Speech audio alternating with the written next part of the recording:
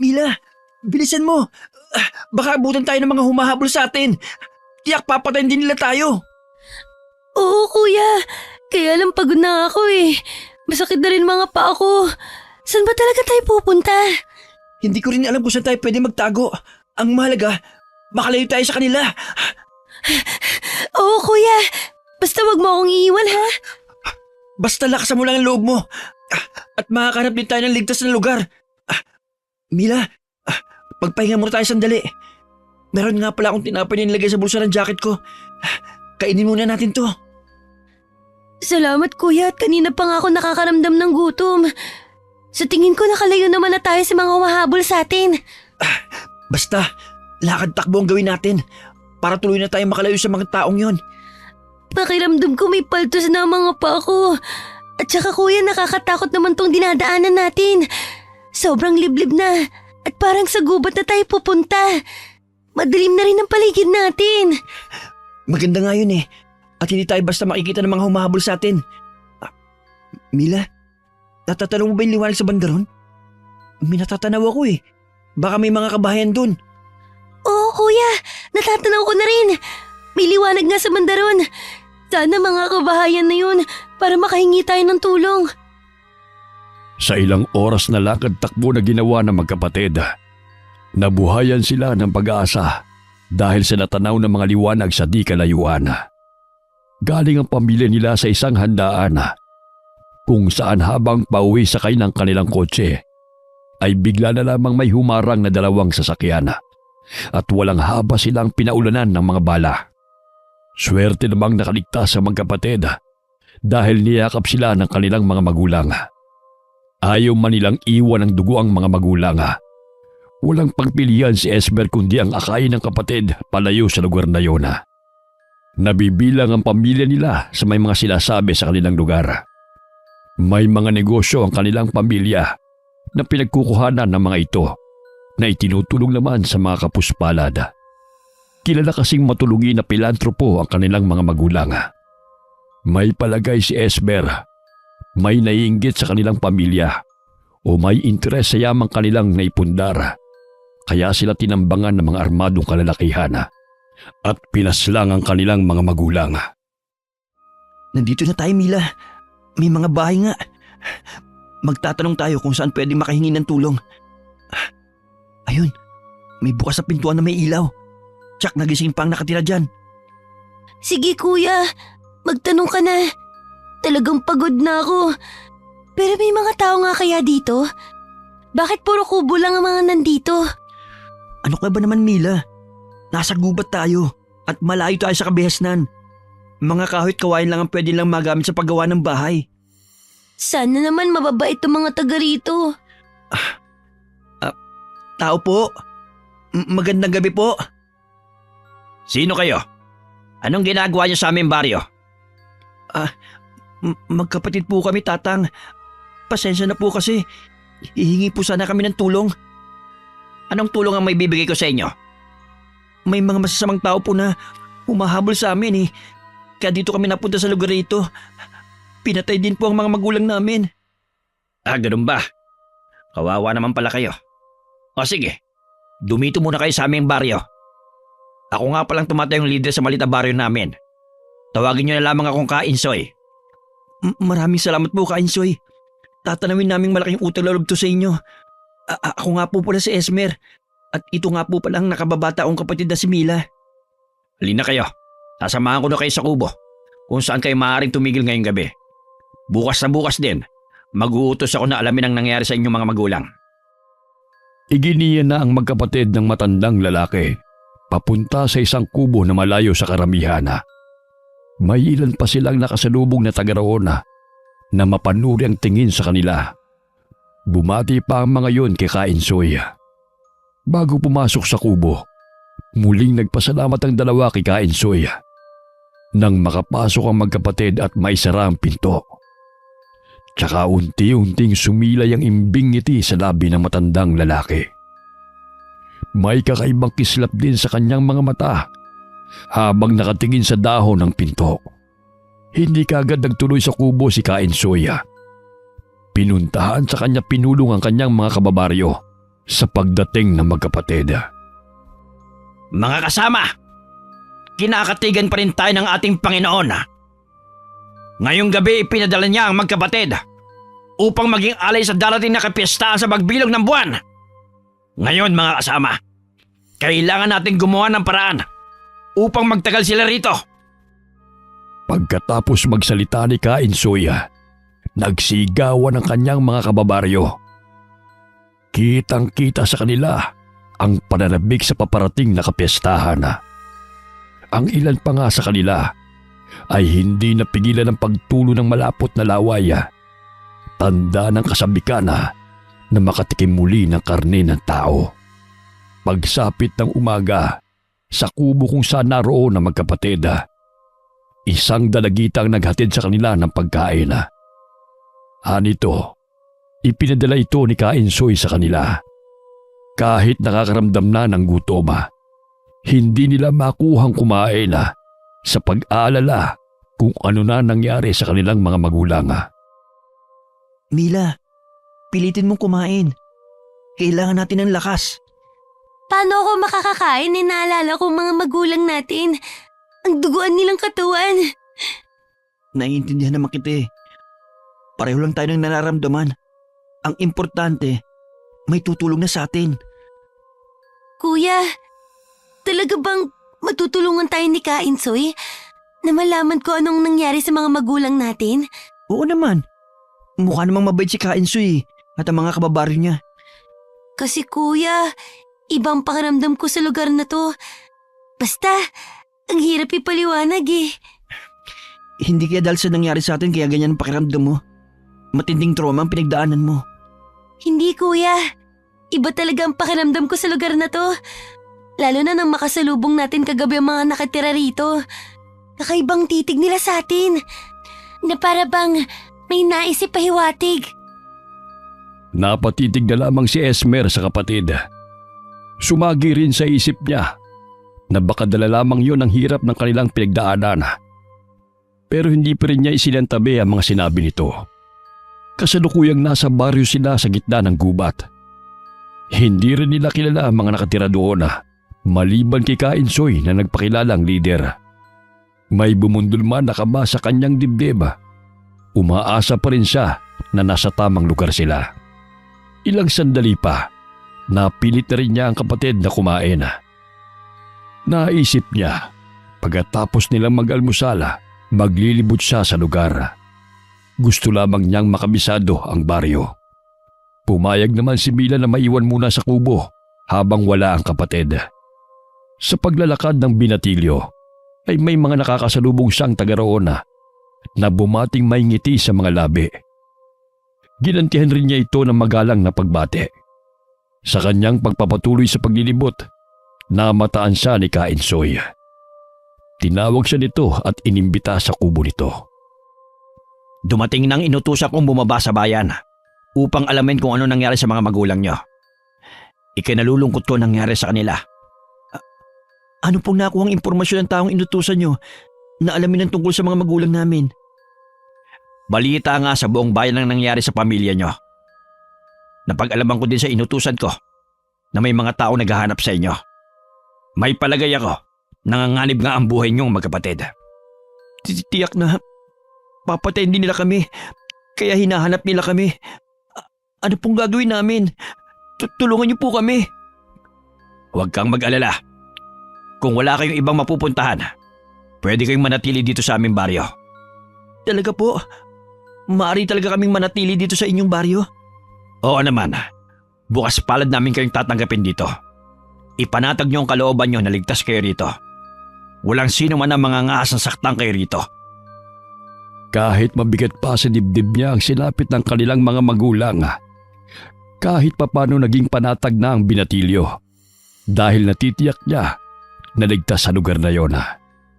Nang makabalik siya sa kubo, nadatnan niyang nakahiga ang kapatid sa sahega na nasasapinan lamang ng manipis na banig.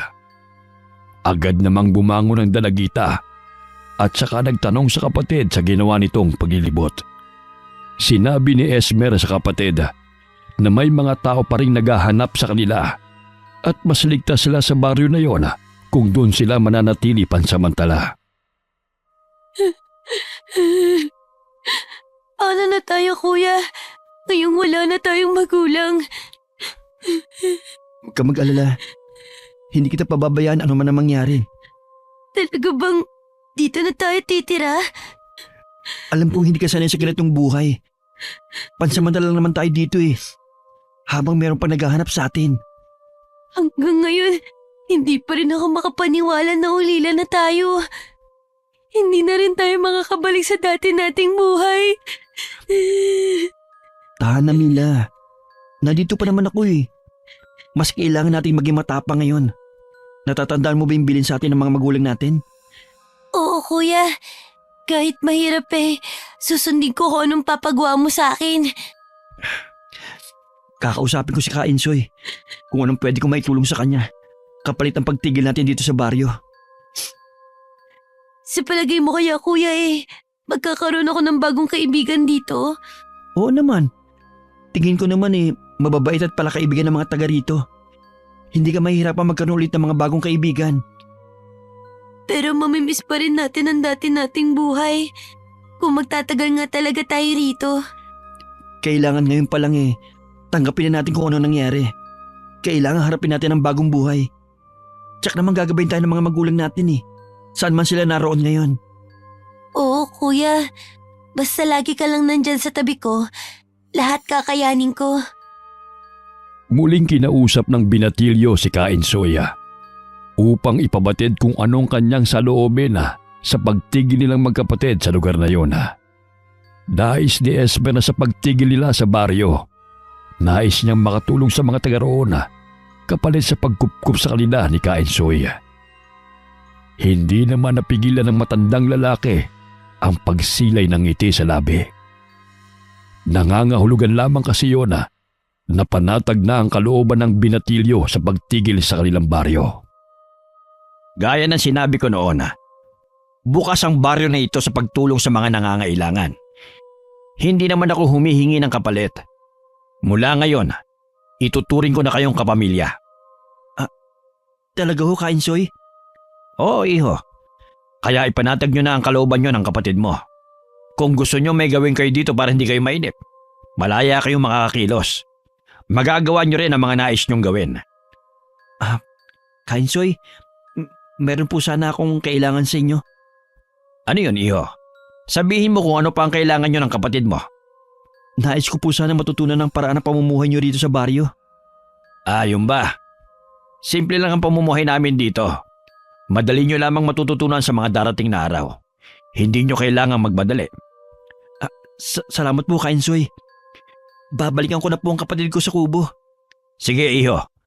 Kung may iba ka pang katanungan, puntahan mo lamang ako dito sa kubo ko. Nang makalabas ng kubo si Esmera, tsaka naman lumabas ang isang binatilyo sa isang silid na natatabingan ng bulaklaking kurtina. Hindi nalalayo ang edad nito sa binatilyo. Siya ang nag-iisang apo ni Kainsoy at papalit bilang pinuno ng kanilang tribo. Nang magtama ang mga mata nila ng kanyang lolo, gumuhit pareho sa kanilang mga labi ang makahulugang ngiti. Masaya namang naglakad pabalik ng kubo si Esmera. Pagdating niya, nadatnan niyang may mga pagkain na nakalapag sa sahig na yari sa kawayan. Bakas na rin sa mukha ni Mila ang pagkainip sa paghihintay sa kanya. Kanina pa kita hinihintay, kuya. Tingnan mo, may nagdala na ulit sa atin ng pagkain. Ang dami naman. Parang piyesa sa dami Ganun kaya talaga sila kapag may bisita? Yun na nga, kuya Hindi ka ba nagtataka? Anong ibig mo sabihin? Nasa gitna tayo ng kagubatan. Hindi ka ba nagtataka kung saan nila kinukuha ang ganitong kasasarap na pagkain? Puro karanyang inihain nila sa atin. Ano naman ang nakapagtataka dun? Kuya, saan nila kinukuha ang mga to? Malay mo naman may mga alaga silang hayop na siya nilang kinakata at kinakain nila. Huwag ka na nga mag-isip ng kung ano-ano. Kumain na nga lang tayo. Kanina pa ako nagugutom Lalo ako nagutom nung makita ko ang mga to. Tinikman ko na yan kanina. Hindi ko gusto. Nalalansan ako. Mukha naman masarap ah. Di naman malansa eh. Ang sarap nga ng pagkakatimple eh. Basta ayoko. Hindi ko gusto ang lasa. Sige, magugutom ka niya kung hindi ka kakain. Itong saging na saba na lang kakainin ko. Nagtibit balikat na lamang si Esmer. Itinuloy na lamang niya ang pagkain ng karne. Habang ang kapatid niya ay kumakain ng saging na saba. Umakto pa si Esmer na susubuan ng kapirasong karne ang kapatid na ikinainis nito. Tumawa naman ang binatilyo sa reaksyon ng dalagita. Pagsapit ng gabi, hindi agad nakatulog si Esmer. Napakalinsangan kasi ng gabing yun. Naririnig din niya ang alulong ng mga aso sa di kalayuan. Hindi tuloy niya maiwasan na kilabutan sa alulong na naririnig. Palibhasa nasa gitna nga ng kagubatan ng baryo. Hindi maiwasan ang binatilyo na makaramdam ng takot. Pero naisip niya na hindi dapat makahalata ang kapatid na may takot din siyang nararamdaman. Baka kasi panghinaan ito ng loob.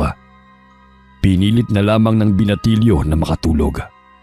Kinabukasan, tilaok ng mga manok ang nagpagising sa kanila ni Mila. Ilang sandali pa lamang silang nakakabangon nang dumating ang dalagita na laging nagdadala sa kanila ng pagkain. Sa pagkakataong yun, hindi lamang pagkain ang dala nito. May dala rin ito ng mga damit para sa kanila. Nang makaalis ang dalagita, saka lamang nila sinukat ang mga damit. Salamat naman binigyan nila tayo ng mga pamalit na damit. Kahapon pa ako nangangati. Sinabi ko naman sa'yo eh. Mababait ang mga taga rito. Naniniwala naman ako na mabait sila. Sana naman alisin mo na yung mga pagdududa mo sa kanila. Napaka-ingrato naman natin na pagkatapos nila tayong tulungan eh. Pag-iisipan pa natin sila ng masama. Oo kuya. Pasensya na sinasal ko Mukhang masarap na naman ang almusal natin ah. Kung laging ganitong pinapakain nila sa atin, malamang tumaba tayo dito. Hindi ko pa rin gustong kumain ng putahe ng karne. Yung saging na lang ulit sa akin. Sige, kung bahala. Ang mahalaga eh, malamnan ang tiyan mo. Pagkatapos ng kanilang almusal, lumabas ang magkapatid ng kubo para magtanong kung saan sila maaaring maligo. Itinuro naman ng isang residente roon ang ilog sa di kalayuan. Doon sila naligo at ilang oras ding nagtampisaw sa malamig na tubig. Nagtatawanan pa ang mga ito habang pauwi sa kanilang kubo. Sa di kalayuan, magkatabing nakatayo sina Kainsoy at apo nitong si Densyo. Sinusundan nila ng tingin ang papalayong magkapatid. Patuloy na lumipas ang mga araw. Nakasanayan na rin ang magkapatid ang klase ng pamumuhay sa baryo. Isa ang pangangaso sa nakaugalian ng gawin ng mga kalalakihan at paglilila naman ng banig ang ginagawa ng mga kababaihan. Nang araw na yun, kapansin-pansin ang kakaibang saya ng mga residente sa lugar. Abala ang mga ito sa kung anong pinaghahandaan. Nagsasabi kasi sila ng mga palamuti sa bawat bahay. Tila mayroon silang pinaghahanda na malaking selebrasyon.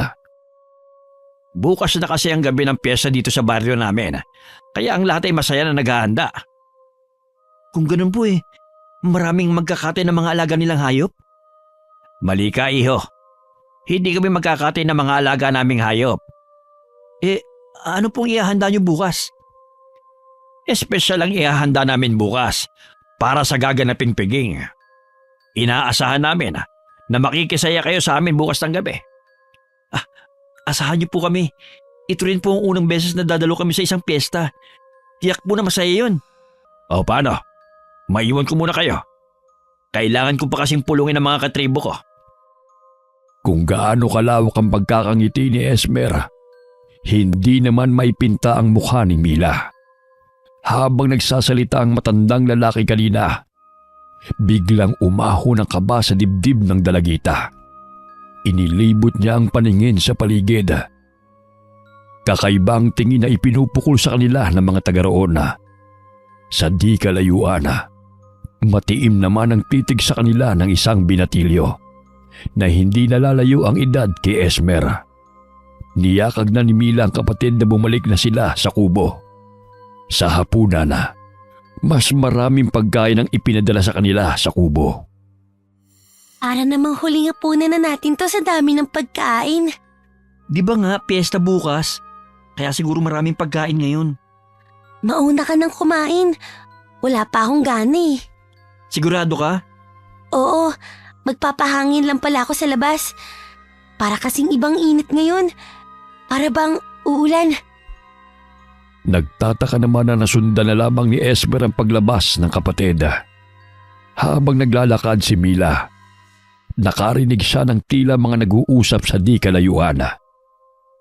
Sinundan niya ang mga tinig hanggang makarating siya sa pinakalikod na ng mga kabahayan.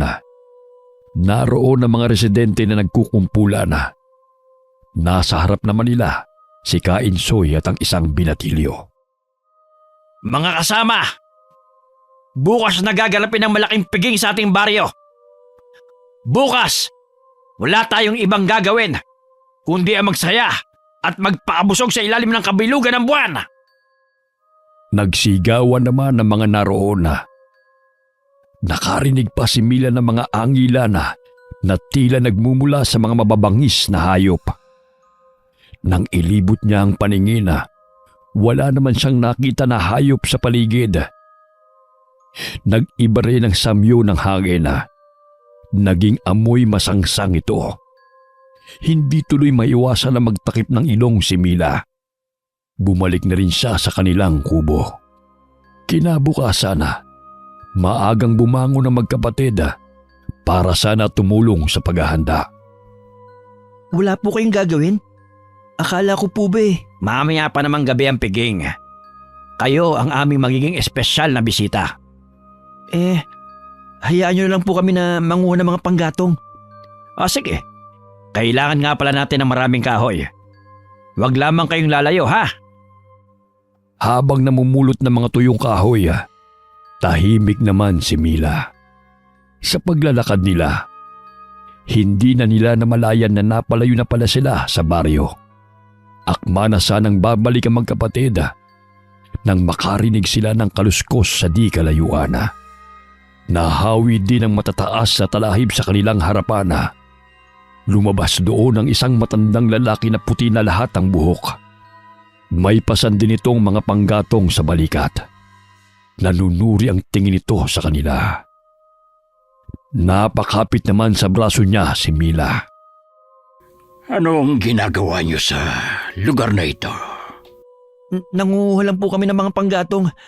Pabalik na rin po kami sa baryo. Sandali lang. Ang tinutukoy niyo bang baryo ay ang nasa gitna ng kagubatan? Opo. Pasensya na po, Tatang. Kailangan na po namin umalis. Baka hinahanap na po kami. Hindi lang po namin namalayan na napalayo na kami. Mamayang gabi na ang piyesta sa baryo na yun. Alam niyo ba yun? Opo. Kaya nga po kami nangunguha ng mga panggatong. Kung ako sa inyo, huwag na kayong babalik doon. Bakit po? Ano meron sa baryo na yun? Mga aswang ang mga nakatira doon. Ho? Totoo po ba yan? Kaya siguro kakaibang kilo sa tingin nila sa atin. Baka tayong balak nila ihanda sa piging mamayang gabi. Ang napuntahan niyo ay ang baryo ng mga abwak. Isang uri ng aswang lupa. Ang lalaking abwak ay may kakayanang magpalit ng anyo bilang bayawak.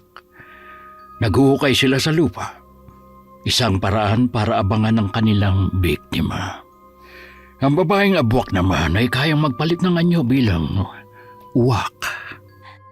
Anong gagawin natin, kuya? Huwag ka matakot. Nandito lang ako para protektahan ka. Hindi ko alam kung paano kayo napadpad sa baryo ng mga abwak. Pero mapanganib kung babalik pa kayo doon. Paano po namin natitiyak na nagsasabi po kayo ng totoo, Tatang? Nasa inyo yun kung maniniwala kayo. Mahirap pong basta lang kami maniwala sa inyo. Si Kainsoy po ang tumulong sa amin magkapatid. Kinukupo nila kami. Kung sakali mang magbago ang inyong isip, taluntunin niyo lang ang daan na ito. Hihintayin ko kayo sa may sangang daan bago lumubog ang araw. Nang makabalik sila sa baryo, hindi nagpahalata ang magkapatid sa mga residente na may nalalaman na sila. Sa loob ng kubo nag-usap ang magkapatid kung ano ang dapat nilang gawin sa mga oras na yun. Nagdadalawang isip si Esmer kung maniniwala siya sa matandang lalaki sa gubat. Sa loob kasi ng ilang araw na pananatili nila roon, wala namang ipinakitang masama ang mga residente, lalo na si Kainsoy. Paano kung totoong mga aswang nga ang nakatira rito? Paano kung nagsasabi nga ng totoo yung matanda? Kanina lang natin nakilalang matandang yun. Maniniwala na ba kagad tayo sa kanya? Wala namang ebidensya yung matanda sa sinasabi niya eh. Sige, maghahanap muna ako na ebidensya. Saan ka pupunta? Bumalik ka nga rito. Naiwan na napakamot na lamang sa ulo si Esmer. Wala sa loob na napatingin si Esmer sa bukas na bintana. Napagtanto niya, malapit na palang lumubog ang araw. Si Mila naman habang naglalakad, palinga-linga sa paligid. Napansin niya na wala ang mga residente doon at saradong-sarado ang mga bahay. Naalala niya yung lugar kung saan nagpulong ang mga ito, kaya doon na lamang siya nagpunta. Malapit na siya nang makarinig siya ng mga ingay.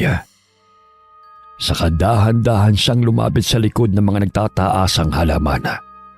Naulinigan niya ang ilang residente na nagtatawanan. Naulinigan ng dalagita ang pag-uusap ng ilang residente. Nabanggit pa nga ang pangalan nilang magkapatid. Labis ang kilabot na naramdaman niya nang marinig mismo sa bibig ng isang babae na sila ang ihahanda mamayang hating gabi. Napatuto pa sa bibig ang dalagita upang hindi siya makagawa ng anumang ingay. At manasana siyang aalis doon. Nang pagharap niya sa pinanggalingan ay bumungad sa kanya ang kapatid. Maagap naman itong tinakpan ang kanyang bibig upang hindi makalikha ng anumang ingay at sumenya sa kanyang sumunod.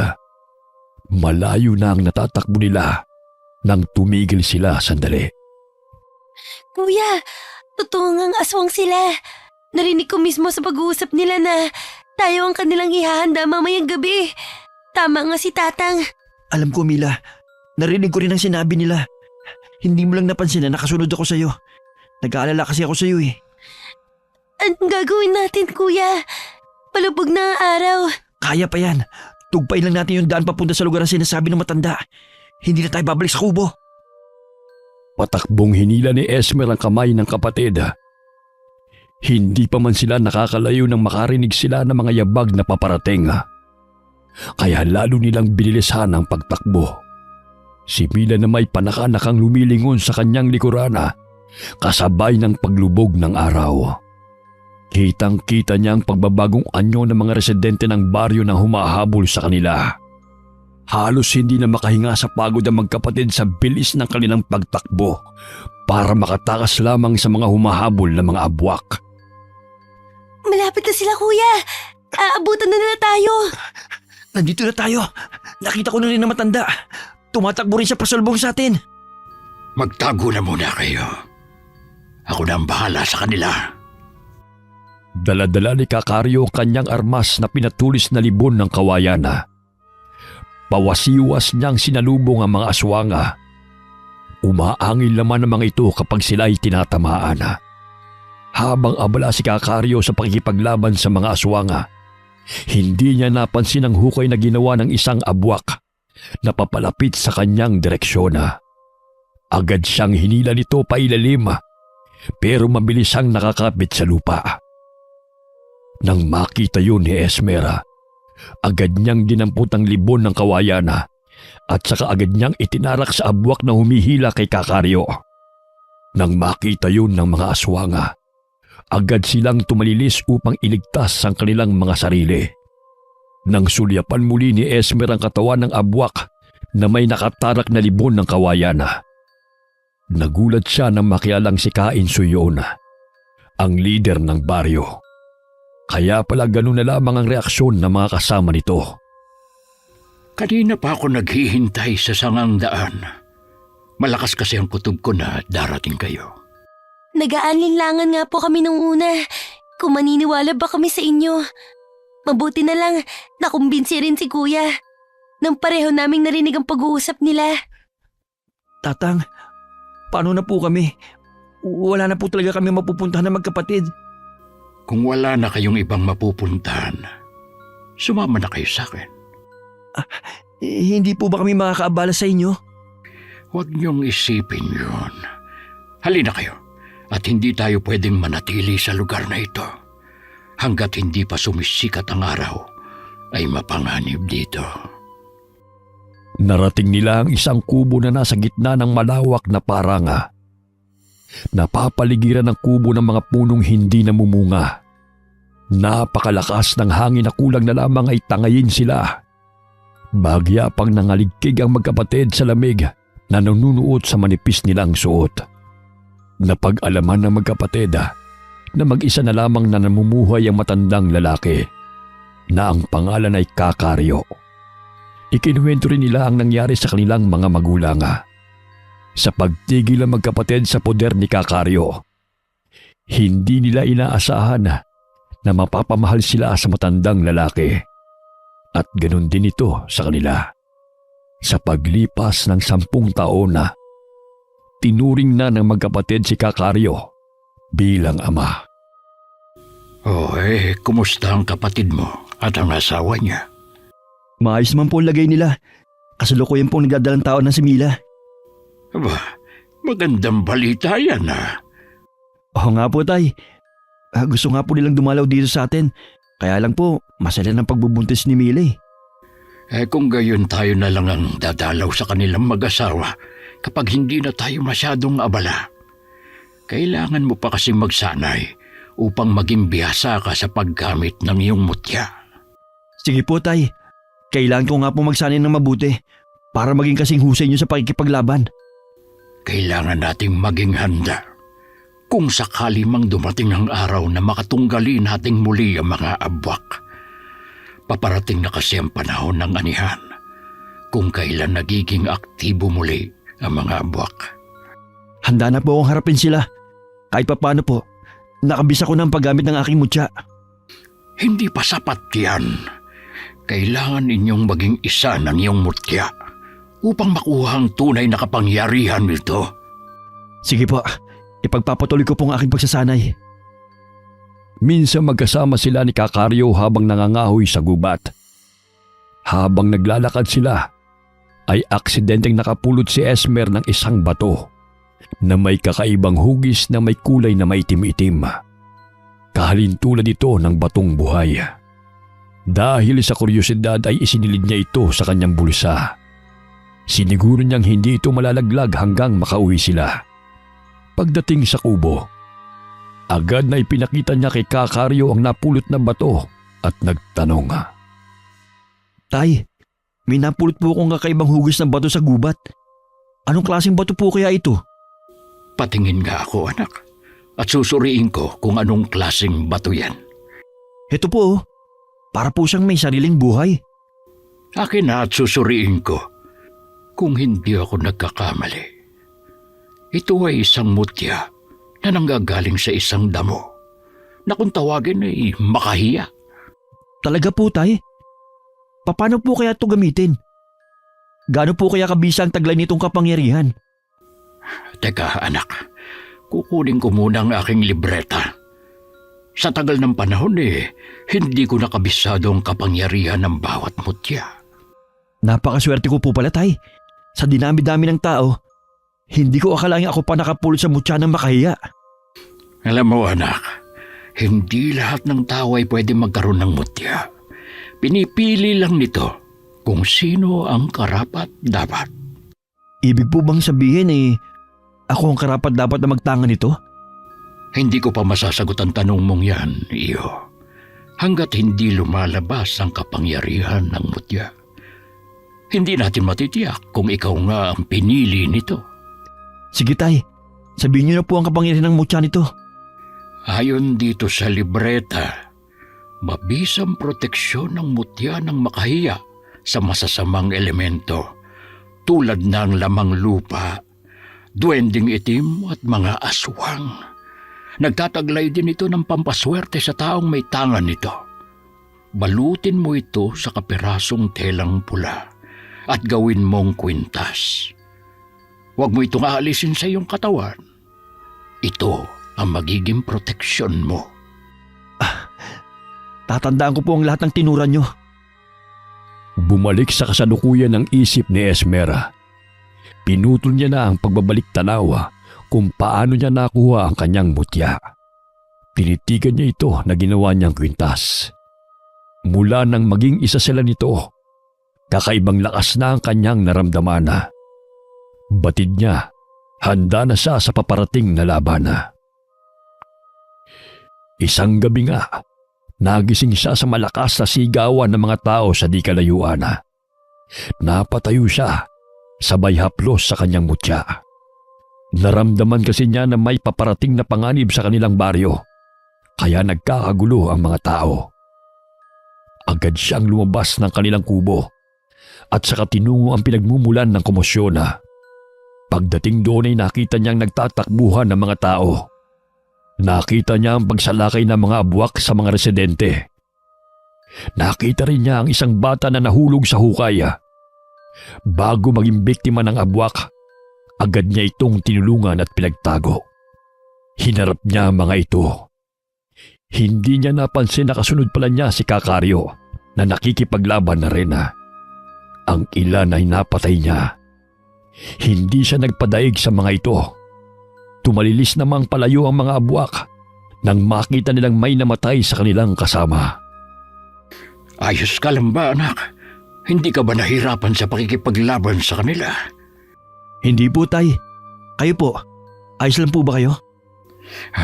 Oo, nag-uumpisa na silang sumalakay, kaya dapat lagi tayong handa sa anumang pwedeng mangyari.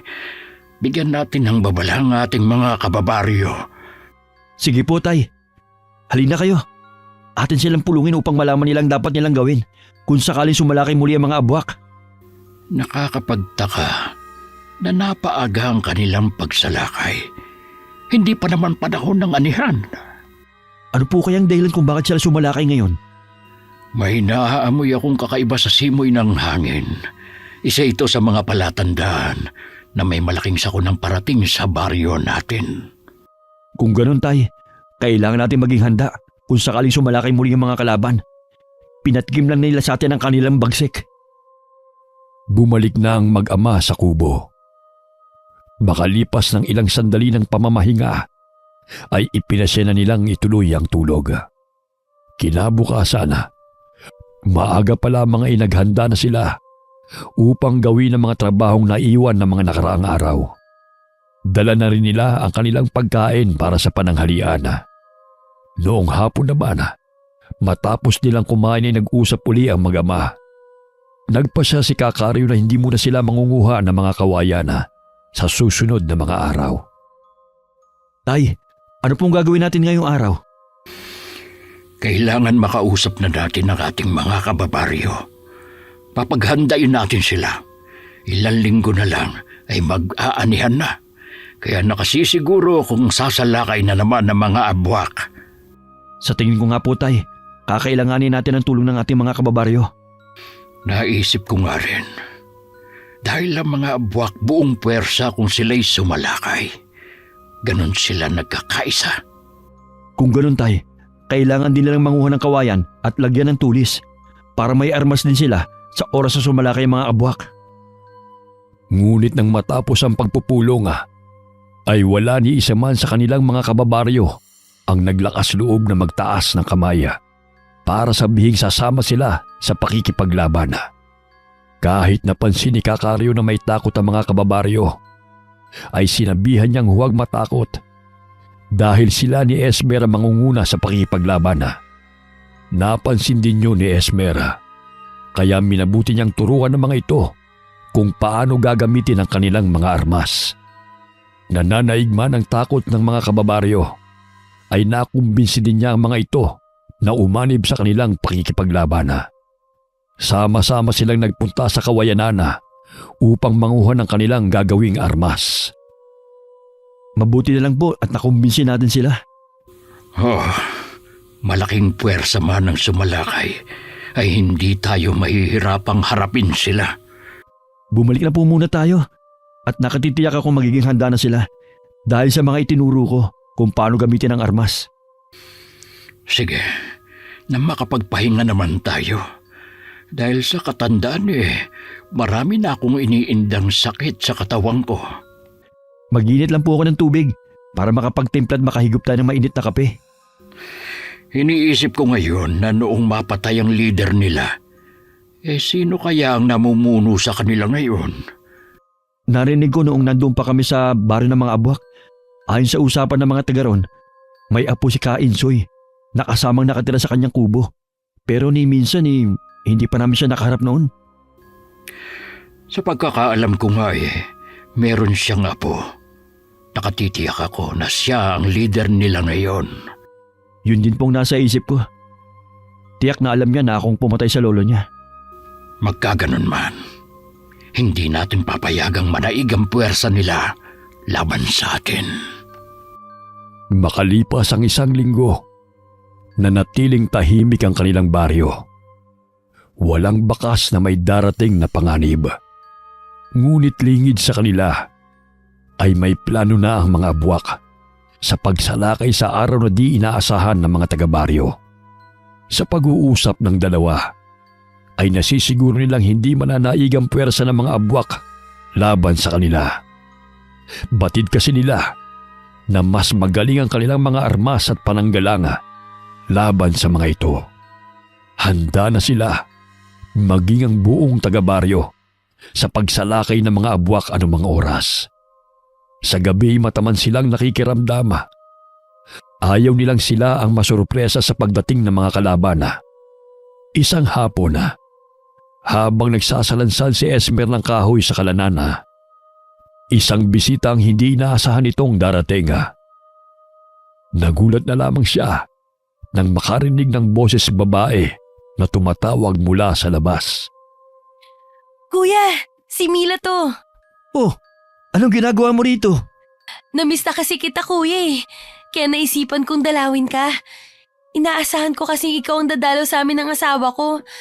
Pero nakalipas ng ilang buwan, hindi ka man lang dumalaw. Alam ba ng asawa mo ang pagpunta mo rito? Oo, nagpaalam ako sa kanya. Gusto nga sana niyang sumama. Kaso meron siyang naiwang trabaho Pero susunod daw siya dito sa akin. Mga ilang araw ba ang plano mo na manatili dito? Gusto ko sanang dumito muna pansamantala. Madalas kasi, ako lang mag-isa sa bahay Pwede naman kaso ang inaalala ko ikaw Buntis ka pa naman. Nasaan nga pala si Itay?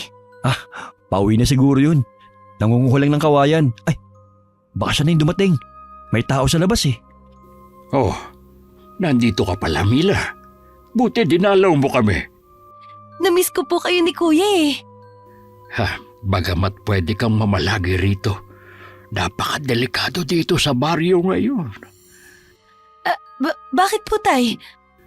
Nung isang gabi lamang sinalakay ng mga abwak ang baryo natin. Inaasahan namin na anumang sandali ay sasalakay muli sila. Ganun po ba? Huwag ka mag-alala, Mila. Habang nandito ako, pangangalagaan kita. Poprotektahan kita laban sa mga abwak. Salamat, Kuya. Alam ko naman na hindi mo ako papabayaan Katulad ng mga bata pa tayo. Mabuti pa pumasok na tayo. Kanina pa madilim ang langit. Tiyak na malakas ang parating na ulan. Hindi pa man nga sila natatagalan sa loob ng kubo. Bumuhos na ang malakas na ulan. Sinabayan pa yun ng panakanakang pagkidlat at pagkulog. Sa kabilang dako naman, sa baryo ng mga abwak, nakatingin si Dencio sa bangkay ng kanyang tatanga na nakaupo sa kanyang trono. Bungo at kalansay na lamang ito. Pero hanggang ng mga sandaling yun, tumatanggi pa rin siya na ipalibing ito. Kailangan niya munang maipaghiganti ang pagkamatay nito. Nakatatak na sa kanyang isipan ng eksenang yun kung paano pinatay ni Esmer ang kanyang tatanga. Napakuyom na lamang ang kanyang kamao nang maalala ang mukha nito. Balang araw, maghaharap din tayo, Esmer. Ako mismo ang papaslang sa'yo at sa mga mahal mo sa buhay. May isang abwak na nagmamatsag sa bawat kilos ng mag-ama at sa baryo. Kaya alam ni Densyo ang mga plano nila. Kaya naman tinapatan nila ang pagpaplanong ito. Samantalay sa kubo ng mag-ama ay masayang nagbibiroan. Mababaka sa kanilang mukha ang kapanatagan ng kanilang loob. Muling inaalala ni Mila ang mga nakaraan sa kanilang buhay sa piling ni Kakario. Kung paano sila inaruga nito. Lumalaki silang napapamahal sa matanda. Kaya itinuring na nila itong tatay kalaunan at sila bilang mga anak. Sa loob ng mahaba-habang panahon ay nanatili pa rin sa kanila ang pangungulila sa pagkawala ng kanilang mga magulang. Pero lahat ng pagmamahala ay pinunan ni Kakario. Hindi po namin makakalimutan ng mga kabutihan niyo at pagmamahal sa amin, Tay. Ako pa nga ang dapat na magpasalamat sa inyo. Mula nung dumating kayo, naging makulay muli ang buhay ko. Siguro po, itinadhana ang pagsasama-sama natin. May iba nga po pala ako. Nabanggit niyo na sa akin na delikado ngayon dito sa baryo. Dahil po ba sa mga abwak? Oo, pero huwag ka mag-alala. Nakahanda na ang buong baryo sa kanilang pag-atake. Kung hindi nga lang kami nag-aalala sa kalagayan mo, gusto sana namin na dumito ka na muna. Mula kasi na mag-asawa ka kami na lang ang lagi mag-asama ni tatay. Namimiss nga namin yung mga panahon na magkakasama tayo sa pagpunta sa gubat at kawayanan. Hayaan mo, kapag may pagkakataon kami ng kuya mo, kami naman ang dadalaw sa inyo. Maaring nakapanganak ka na sa panahong iyon. Matutuwa tiyak ang asawa ko. Matagal na niya kasing gusto na makapunta kayo sa amin . Hindi sa itinataboy ka namin ni tatay. Pero kailangan mo na rin umuwi sa inyo. Kaya naman kitang protektahan. Pero mas panatag ako kung nasa ligtas kang lugar. Kayo ng pamangkin ko. Sige, pero bukas sana makapunta tayo sa ilog. Yung dating pinaliliguan natin, kung saan doon tayo sinasamahan ni tatay. Namiss ko talaga ang paliligo sa ilog na yun. Oo ba? Ay, teka lang. Magluluto muna ako ng hapunan natin. Kayo muna ni tatay magkwentuhan. Kinagabihan, matapos na sila'y maghapunan, inayos ni Esmer ang tutulugan ng kapatid. Sinigurado niyang magiging komportable ito sa kanyang higaan, lalo't nagdadalang tao ito. Nang gabing yun, masaya pa nilang pinag-usapan ang pagtungo kinabukasan sa ilog. Kinabukasan, maagang gumaya ang magkapatid papuntang ilog. Naghanda lamang sila ng pagkain para sa pananghalian at merienda nila. Hindi na rin sumama ang tatay nila dahil may kailangan pa itong gawin. Tayo na, Mila. Malayo-layo din naman ang ilog na yun. Mamaya ay mainit na. Maganda maglakad ngayon, hindi pa gaanong matindi ang sikat ng araw. Oo, kuya. Ikaw nang magdala ng basket ng ating pagkain. Magdadala din ako ng gulok. Baka kailanganin din natin.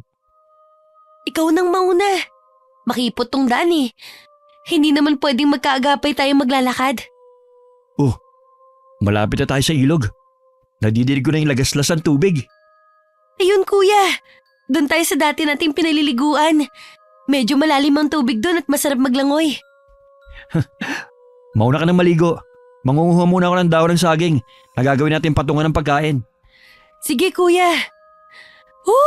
Ang lamig ng tubig. Hahanap-hanapin ko talaga to pag-uwi ko sa amin.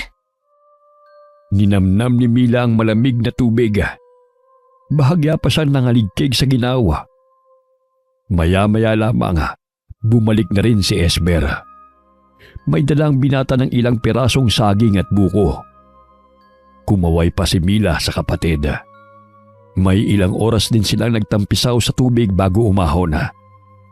Tiyak kasi na nasa katanghaliang tapat na kung pagbabasihan ng sikat ng araw. Si Esmer na rin ang naghain ng pananghalian nila. Simple at yung madaling dalhin lamang ang kanyang inihanda. Pritong isda, itlog na maalat na may kamatis at sibuyas. Mayroon ding hinog na papaya na kasama. Bandang 3:00 ng hapon nang umuwi silang magkapatid. Naabutan na rin naman nila si Kakario sa kubo na naghihintay sa kanila. Akala ko sandali lang kayo sa ilog. Bakit hapon na kayo dumating? Nag-aalala na kasi ako. Pasensya na po kayo, Tay. Sinamantala ko na kasi ang pagkakataon na maligo sa ilog. Kaya inabot kami ng hapon. Baka kasi matagalan uli bago ako makabalik dito eh. Oo nga po, Tay. Tsaka, maaga pa naman po kami nakauwi. Huwag mong kalilimutan na maliban sa nagdadalang tao ang kapatid mo, may nakaambang panganib sa ating lahat. Opo, Tay. Hindi ko naman po yung nakakalimutan. O pumasok na kayo sa kubo at meron akong sasabihin sa inyo. Ako na magliligpit ng mga dinala nating gamit. Tay, ano po yung gusto niyong sabihin sa amin? May nangyari po bang hindi maganda kanina habang wala kami ni Mila? Wala namang masamang nangyari kanina. Gusto kong bukas na bukas din ihatid mo na si Mila pa uwi. Ho? Ihatid ko na bukas si Mila? Oh, nakita ko kasing may uwak na nagmamanman sa atin. Huwag na nating hintayin mapahamak si Mila dito at yung magiging anak niya. Opo, ihatid ko na siya bukas. Pagsapit ng umaga, pagkatapos nilang tatlong mag-almusala, ay inihatid na ni Esmer ang kapatid. Nagbilin pa si Kakaryo sa binata na mag-iingat. Habang daana, tahimik lamang silang magkapatid. Kanina pa kasi nararamdaman ni Esmer na tila may sumusunod sa kanila. Binilisan nila ang kanilang paglalakad para makarating na sila sa sakayan. Sakto namang pagdating nila doon ay may nakahimpil ng tricycle na papuntang bayan. Habang sila'y nasa biyahe, masaya pang nagkwentuhan ng magkapatid hanggang makarating sila sa terminal. Hindi na sumama si Esmer sa bahay ng kapatid sa pangambang gagabin siya sa pag-uwi. Nagpaalam na sa isa't isa ang magkapatid. Sumakay na uling pabalik si Esmer. Alam niyo ba, Tay? Kaninang inihatid ko si Mila. Nung dumadaan kami sa lugar na madawag, naramdaman ko na may sumusunod sa amin. Kaya nga maaga pa'y sinabihan na kitang ihatid mo na siya. Iba kasi ang kutob ko.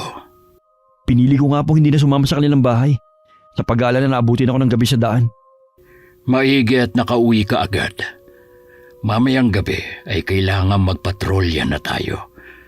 May nakausap na ako mga kalalakihan sa baryo na gustong sumama sa atin. Sige, Tay. Mahirap nang masurpresa tayo ng mga abwak. Opo nga, Tay. Malakas din ang kutob kong may balak na silang umatake. Anumang sandali mula ngayon. Makalipas ang ilang araw, ay normal lang namumuhay ang mga taga-baryo. Wala naman silang napapansing senyales na may panganib na darating. Isang araw na nangunguha ng kawayan si Esmer, ay nakarinig siya ng mga kaluskos sa di kalayuan. Paglingon niya ay may isang lalaking nakatayo sa di kalayuan.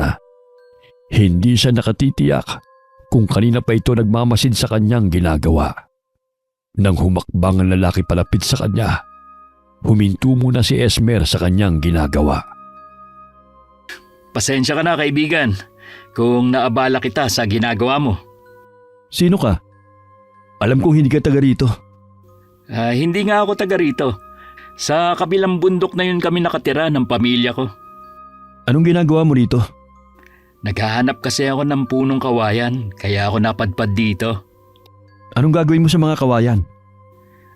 Ayusin ko ang aming bahay. May mga parte na kasing dapat palitan. Sige, tutulungan na kitang hakutin ang kawayang makukuha mo. Hindi ba nakakaabala sa'yo? Hindi naman. Kung ikaw lang mag-isa, baka dalawang hakot mo to. Kaya tutulungan na kita. Tayo na, para makita mo rin kung nasaan ang bahay ko. May isang oras din ang inabot ng kanilang paglalakad. Habang pasa nila ang mga kawayan, ay doon lamang nila naalala na magpakilala sa isa't isa. Nang makarating sila sa lugar kung saan nakatayo ang kubo ni Densyo, ay nadat na nila ang mag-ina na naghihintay sa pagdating nito. Hindi na rin siya nagtagal doon. Napansin niyang papalubog na ang araw, kaya't nagpaalam na rin siya. Habang naglalakad si Esmer pauwi, ay napaisip ito kung bakit nag-iisa lang ang bahay ni Densyo na malayo sa baryo. Ipinagkibit balikat na lamang niya ang bagay na yon. Nararamdaman naman niya na hindi yun ang huli nilang pagkikita. Pagdating sa kanila, inilihim muna niya yon sa kanyang ama. May palagay siya na hindi yun ang tamang panahon para banggitin niya ang bagong kakilala. Kinabukasan, pagpunta nila sa kawayanan, ay kasama na niya ang kanyang ama na si Kakaryo. Napansin ng matandang lalaki ang palinga-linga niya na tila may hinahanap. Ano ba ang hinahanap mo? Wala po. Kilala kita, Esmer. Alam kong may tinatago ka sa akin. Kasi po tay, may nakilala po ako kahapon dito na isang lalaki. Diyan po sa bundok na yan sila nakatira. Tinanong mo ba sila kung saan sila galing?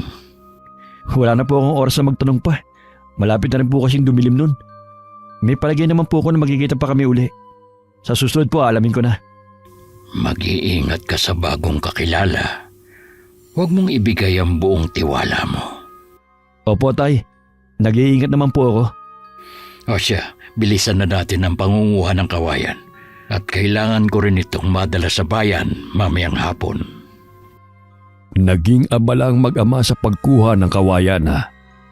Lingid sa kanila ay may 2 pares ng mga mata na lihim na nagmamasid sa kanila. Ramdam naman yun ni Esmer, kaya hindi yun kaila sa kanya. Nang lumingon siya sa kanyang ama, abala ito sa pagtatali ng mga pinutol na kawayan. Nang matapos nilang ipunin at talian yun, ay umalis na sila pasa ng mga nakuhang kawayan. Pagdating nila sa kubo, agad na kinuha ni Kakaryo ang kanyang kalabaw at ipinahila na papuntang bayan ng mga kawayan. Kinabukasan ay maagang nagising si Esmer. Maaga kayatang nagising, anak. Opo tay, maaga kasi ako natulog kagabi. Baka napagod ka kahapon. Maayos po bang naging lakad niyo kahapon? Oo, anak. Ayos lang naman. Mangunguha po ba ulit tayo ng kawayan ngayon? Hindi na muna. Mangunguha muna tayo ng kahoy na panggatong. Tila nagbabadya na naman ang ulan. Kakaiba na talaga ang panahon ngayon. Minsan mainit, tapos biglang uulan. Sige po tay, ako na lang po mangangahoy. Dumito na lang po muna kayo. Habang nangunguha ng kahoy na gagamitin sa panggatong, muling nagkita sina Esmer at Densyo. May dalang saging na saba at panggatong ang huli. Ngumiti pa si Densyo nang makita ang binata. Nagkita tayong muli, kaibigan. Sa nakikita ko nakapanguha ka na ng panggatong. Bakit dito ka nangangahoy? Masyado na itong malayo sa tinitirhan nyo. Sinadya ko talaga na dito mangahoy. Nagbabaka sakali kasi ako na magkita tayo. Bakit hindi lang kayo lumipat ng pamilya mo dito sa lugar namin? Nakatitiyak namang mainit kayong tatanggapin ng mga kababaryo ko. Naku, hindi pwede. Kasi may mga tanim at alaga akong mga hayop na hindi pwedeng iwanan doon. Ganun ba? Pero kung sakali na magbago isip mo, magsabi ka lang. Wala ka bang kasama sa kubo mo? Bakit mag-isa kang nangangahoy? Meron, ang tatay ko. Hindi ko na lang siya pinasama dahil kaya ko namang gawing mag-isang pangangahoy. Pagkatapos ba nito uuwi ka na sa inyo? Hindi pa. Mangunguha pa ako ng saging para may makain kami ng tatay ko. Malakas pa ba ang tatay mo? Oo naman, kaya pa nga niya magpasa ng kawayan Paano? Mauna na ako sa'yo Magkita na lang tayo uli, kaibigan. Tinanguan na lamang ni Esmer ang lalaki. Sinundan pa niya ng tingin ng papalayong lalaki. May bahagi sa kanya ang may konting pagdududa rito. Pero sa tingin naman niya, hindi ito masamang tao. Nasundan pa uli ang kanilang pagkikita nang manguha ulit siya ng kawayan para gawing sibat. Tuwing pupunta sa kubo ng lalaki si Esmer, hindi nakikisalamuha ang mag-ina sa kanya. Pakiwari niya ay talagang mailap lamang sa ibang tao ang mga ito. Hindi rin nagtatagal si Esmer sa kubo ni Densyo dahil may kalayuan din. Habang siya'y naglalakad, naramdaman ng binata na parang may nakasunod sa kanya. Pero nang lumingon naman siya, ay wala siyang nakita o napansing tao. Nagpatuloy siya sa paglalakad hanggang sa makauwi na siya sa kubo. Dinatnan nitong nagsisibak ng kahoy ang tatay niya. Anak, saan ka ba nanggaling? Hindi ka man lang nagsabi kung saan ka pupunta. Nag-aalala ako sa iyo kasi kanina pa kita hinihintay. Hindi na ako nakapagpaalam sa iyo, Tay, kasi doon lang naman ako nagpunta sa ilog eh. Baka kako kasi kung saan ka nagpunta. Napakadelikado pa naman ang laging nag-iisa kapag lumalayo ka ng kubo. Huwag po kayo mag-alala sa akin. Kaya ko namang ipagtanggol ang sarili ko eh, kung sakaling may magtangkang manakit sa akin. Kahit kaya mo ng proteksyonan ng iyong sarili, mabuti na rin yung nag-iingat ka. Pakiramdam ko kasi meron laging nakasubaybay sa'yo. Tatandaan ko po ang sinabi niyo, Tay. Halika, dito tayo sa loob ng kubo mag-usap. Tay, kailan ba uli kukuha sa'yo yung suki mo sa kawayan at tagabayan? Sa 1 linggo pa uli. Uubusin daw muna nila yung dinala ko doon para hindi maimbak sa kanilang bodega. Aba, kailangan pala bago dumating ang linggo, makaipon ulit tayo ng kawayan. Para hindi na natin iisipin kung kailan ulit tayo mangunguha. Huwag kang mag-alala, hindi tayo magagahol sa araw. Sa paglipas ng mga araw, naging palagay na sa isa't isa sina Esmer at Densyo. Hanggang na mga sandaling yun wala pa ring alam si Kakaryo sa madalas nilang pagkikita. Marami nang naikwento si Esmer tungkol sa kanya, maliban sa nangyari sa mga magulang. Ikaw, Densyo, nasa na ang mga magulang mo? Sanggol pa lang ako nang mamatay ang mga magulang ko. Mula noon, lolo ko nang nagpalaki sa akin. Pareho pala tayo na ulila na sa mga magulang. Akala ko ba tatay niyo ang kasama mo? Hindi talaga namin siya totoong tatay. Kinupkup lang niya kami noon. Pagkatapos niya kaming iligtas. Ganun ba? Swerte niyo naman pala. Nasaan nga pala ang lolo mo? Wala na rin siya. Pinatay siya ng taong kinupkup niya noon. Hindi makaapuhap ng sasabihin si Esmera. Kitang-kita niya kasi ang galit sa mga mata nito. Marahil hindi pa natatagalan ang pagkasawi ng lolo nito. Hanggang makauwi, laman ng isip niya ang pinag-usapan nila ng itinuturing na niyang kaibigan.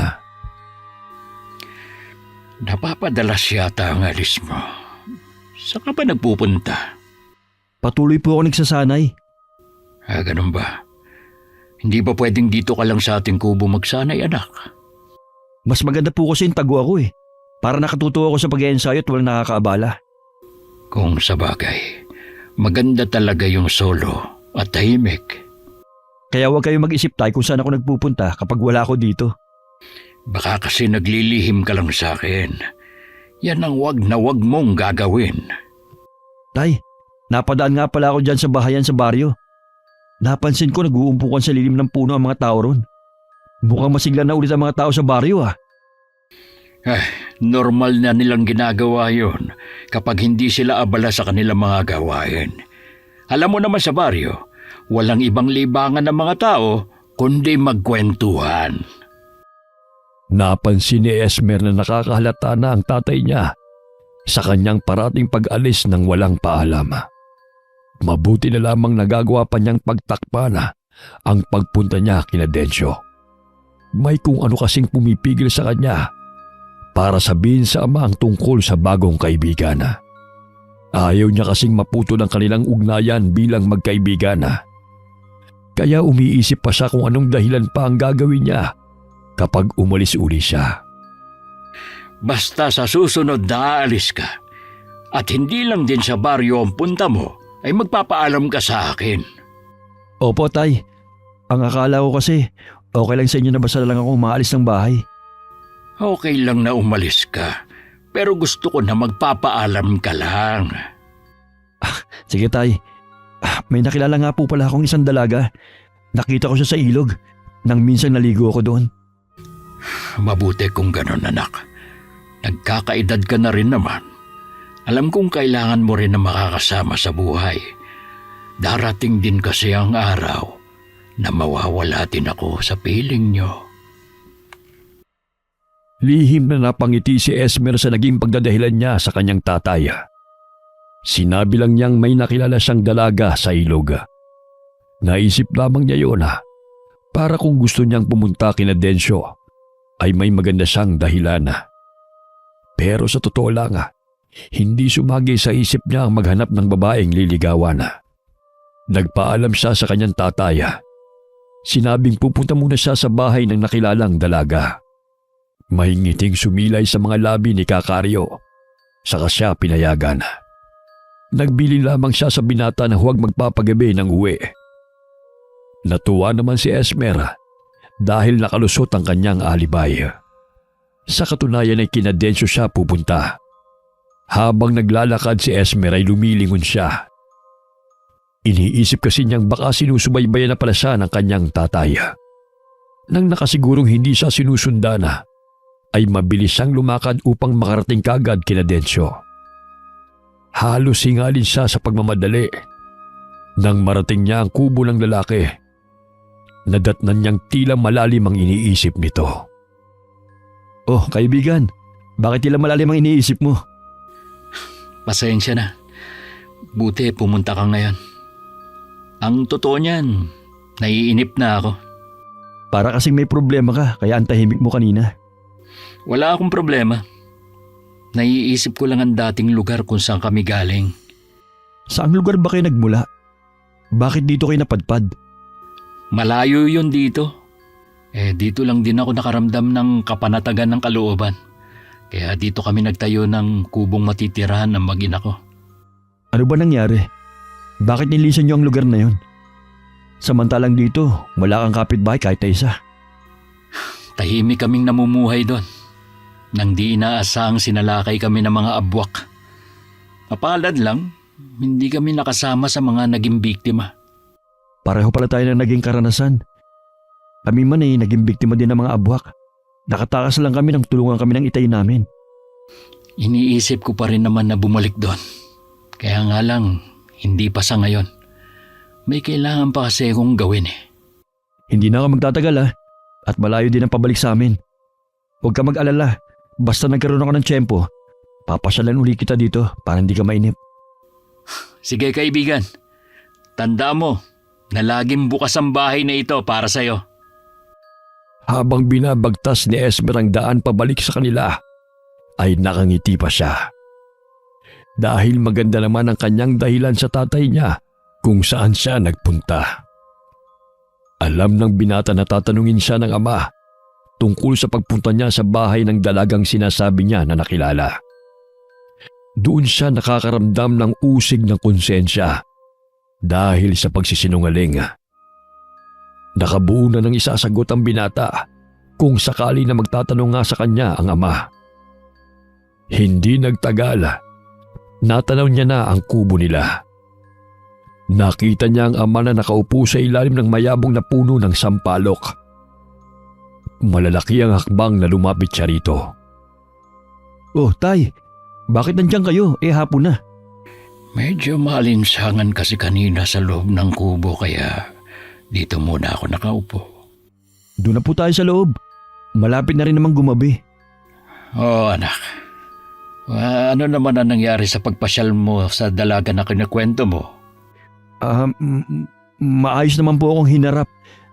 Dangan nga po lamang at hindi ako masyado makapagsalita tungkol sa aking pakay.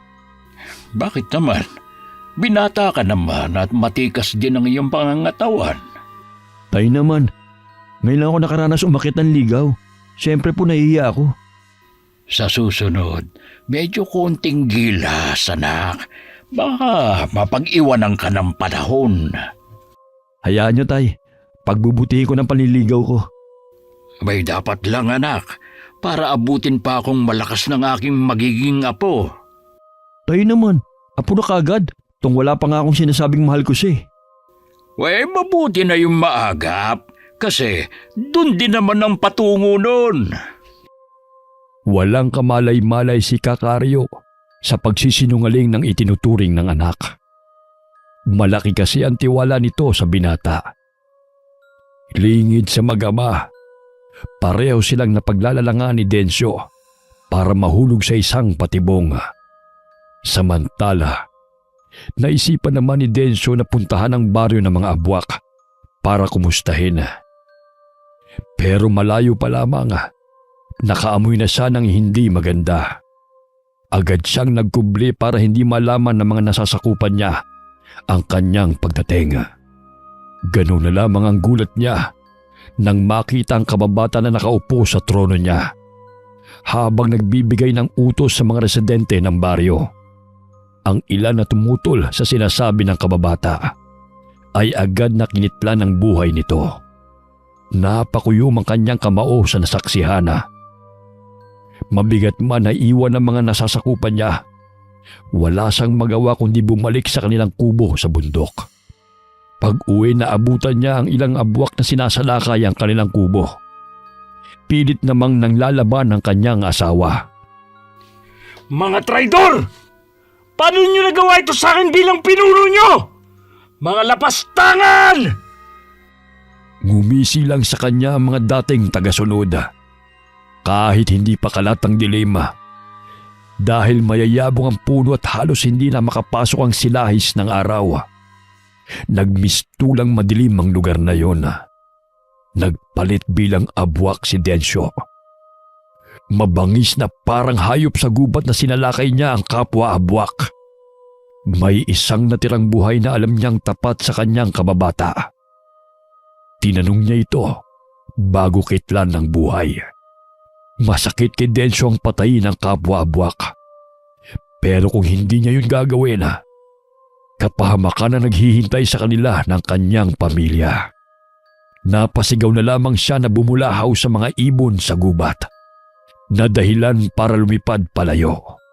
Hindi siya makapaniwala na dahil sa kaabalahan niya sa pagpaplano na makaganti kay Esmera, unti-unti nang naaagaw sa kanya ang trono. Tay, meron sana po akong gustong ipagtapat sa inyo. Hoy, tungkol ba sa babaeng nililigawan mo? Ang totoo po niyan, nagsinungaling ako sa inyo. Wala naman po talaga akong nililigawan eh. Sabi na nga ba eh. Iba talaga ang kutob ko sa malimit mong pag-alis. Patawarin niyo po ako. Hindi mo ba alam na pwede kang mapahamak dahil sa pagsisinungaling mo? Kaya nga po hindi na ako nakatiis na hindi ipagtapat sa inyo eh. Sino ba ang pinupuntahan mo? Isa pong bagong kaibigan, si Densyo. Densyo, iba ang kutob ko sa taong yan. Layuan mo siya. Huwag ka na muling makikipagkita sa taong yon. Hindi naman nakaimik si Esmera. Alam niyang mahihirapan na siyang puntahan ng kaibigan. Ngayong alam na ni Kakaryo ang ginawa niyang paglilihim. Samantala, kinailangan namang umalis ni Densyo sa kubo sa bundok dahil sa pagtugi sa kanila ng mga abwak na inutusan ng bagong pinuno ng tribo nila. Nasugatan ng malala ang kanyang anak. Kahit anong halamang gamot sa gubat ang ipinantapal niya, hindi naghihilom ang sugat nito. Isang paraan na lamang ang naiisip niya para makaligtas sa bingit ng kamatayan ng kanyang anak at malayo sa kapahamakan ng kanyang asawa. Abala ng mga sandaling yon si Kakaryo at Esmera nang biglang dumating si Densyo habang buhat ang walang malay na anak. Bigla namang naging alerto ang matandang lalaki. Diyan ka lang! Hindi ka tao! Sino ka? Tay, sila po yung tinutukoy kong kaibigan. Ano ka mo? Nakikipagkaibigan ka sa isang abwak? Ho? Abwak si Densyo? Nilinlang ka niya para mahulog sa kanyang patibong. Totoo ba yun, Densyo? Oo. Ito lang kasi ang paraan ko para maipagiganti ang ginawa mong pagpatay sa aking lolo. Lolo?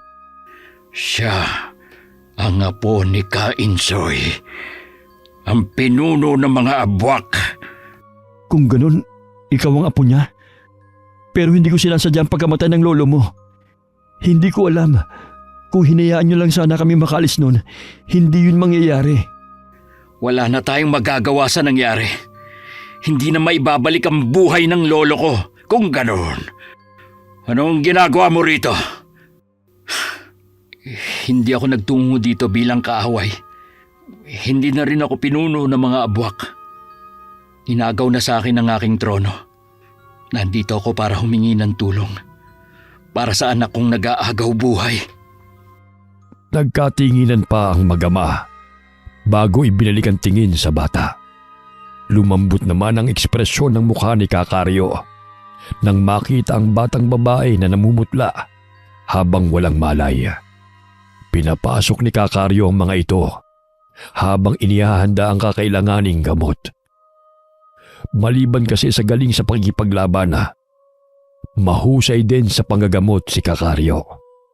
Habang ginagamot ang bata, nasa labas naman si Densyo at nakatingin sa kawalan. Anong plano mo? Pupunta ako sa baryo namin para bawiin ang trono ko. Hindi mo kakayanin kung mag-isa ka lang. Hayaan mong samahan kita. Ano? Sasama ka? Oo, para makabawi man lang ako sa'yo.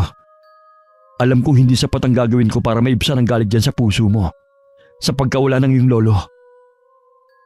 Laban ko to. Hindi mo kailangan makialam. Isa pa, maghihiganti pa rin ako sa'yo. Isang tabi muna ang paghihiganti mo. Ang pagbawi muna sa trono mo ang isipin mo. Napatitig na lamang si Densyo sa binata. Sinabi rin ni Esmer ang plano niya sa kanyang ama. Mariin namang tumutol si Kakario sa kanyang binabalak. Nasisiraan ka na ba ng ulo? Hindi po, tay.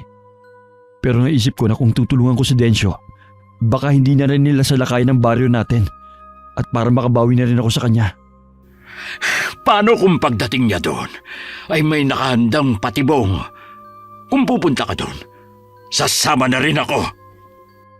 Gusto sanang tumutol ni Esmer, pero nagpumilit pa rin ang ama na sumama. Ligtas na rin naman ang anak ni Densyo. Kailangan na lamang nitong magpalakas. Madaling araw umalis ang tatlo para pagdating sa baryo ng mga abwak ay walang gaanong lakas sa mga ito para lumaban. Hindi inaasahan ng kababata ni Densyo na susugod sila sa baryo. Bakas dito ang gulat at hindi pagkapaniwala. Ilan lamang ang tagasunod nito na naroon dahil ang iba ay inutusan niya para hanapin ito. Nawala lang ako sandali. Pinag-interesan mo na agad ang trono ko. Isa kang traidor sa lahi natin. Magbabayad ka ngayon! Kahit kita ang matinding takot sa kababata ni Densyo, nagawa pa rin itong lumaban.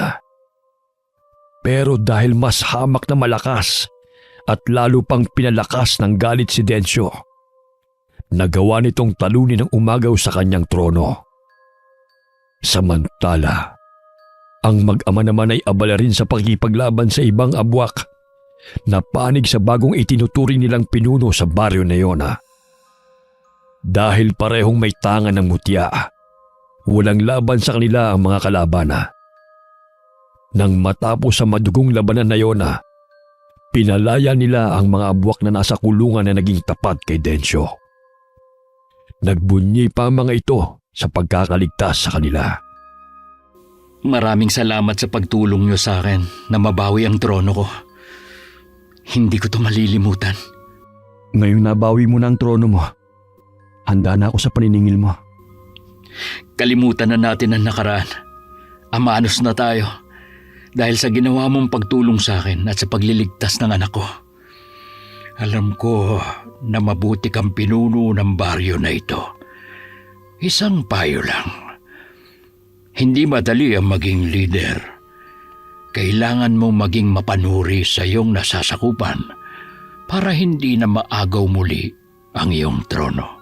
Tatandaan ko sinasabi niyo, Kakario. Sumama muli sa kanilang pagbalik si Densyo para sunduin ang kanyang mag-ina. Nangako pa siya na hindi na muling sasalakayin ang kanilang baryo. Kahit hindi man magsalita, itinuturing pa rin ng dalawa ang isa't isa bilang magkaibigan. Yun na rin ang huling beses na nakita ni Esmer ang kaibigan. Naging tahimik na muli ang kanilang baryo. Yun na rin ang pagkakataon para madalaw nila ang kapatid na si Mila. Isang linggo na sila sa bahay ng mag-asawa nang sumakit ang tiyan ng kapatid. Nanganak ng araw na yon ng isang malusog na sanggol na lalaki si Mila. Sa kabila ng mga pagsubok na sinuong ng magkapatid, hindi sila nawalan ng pag-asa. Kasama si Kakaryo na itinuring na nilang tunay na ama, namuhay silang tahimik at masaya. Ganon din si Densyo at ang kanyang tribo na pinili na mamuhay ng tahimik sa kanilang baryo sa gitna ng kagubatan. Matagal na panahon na rin nang may marinig ang mga tao tungkol sa tribo ng Abwak na naninirahan sa gitna ng kagubatan. Hanggang tila naging alamat na lamang sila na walang makapagpatunay kung totoo ba silang nabubuhay sa panahon ngayon. Dahil ang mga taong nakarating sa baryo na yon at maaaring magpatotoo ay matagal ng panahong namayapa dahil sa katandaan. Hindi na rin nila yon isinalin sa mga kaapu-apuhan para maging lihim na lamang ang bagay na yon. Wakas.